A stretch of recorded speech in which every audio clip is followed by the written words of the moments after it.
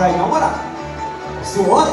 And march on. That is cycle back as we approach to the front, to the back, and counting them to grab items. So marching the boy right, left, right, and baba. Good boy.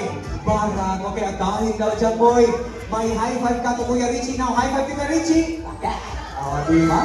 Hindi lang yan guys. Alam niyo ba folks, napakalambing dito ni Barak folks. Okay, ito naman. Now Barak, kiss to Kuya Richie sa cheeks namin sa cheeks. Kiss. Kiss. Wow. One more isa pa, pero sa lips daw Kuya Richie. Sa lips, kiss. Wow. Diba folks? Now guys, hindi lang yan si Barak ay isang eco warrior din. Who here segregates their trash? Sino sa inyo dito ang nagsesegregate? Tagal lang muna sila. Taas kamay! Nagsesegregate. Okay, we have mom. Ate, sila ate. Okay, si mom din.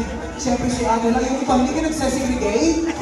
Diba po kayong hapon tuturuan dahil Barak, paano mag-segregate ka kanyang basura? So ano naman dyan, Kuya Richie?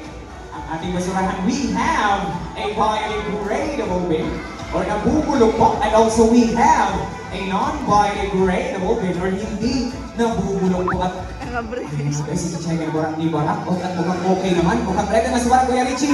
Na Kuya Richie at the count of 3 na po basura. 1, 2, 3, and go.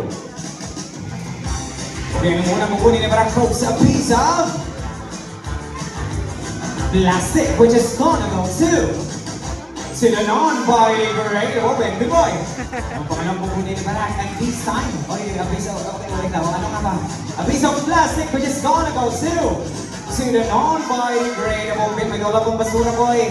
At this time, a piece of leaf dahon, which is gonna go to the non-biodegradable bin. One piece of trash, boy. Leaf or dahon. Saan nga nilalagay ang dahon? To the biodegradable bin. Palapakan po namin si Barak, folks. As you can see, guys, kung kaya ni Barak mag-segregate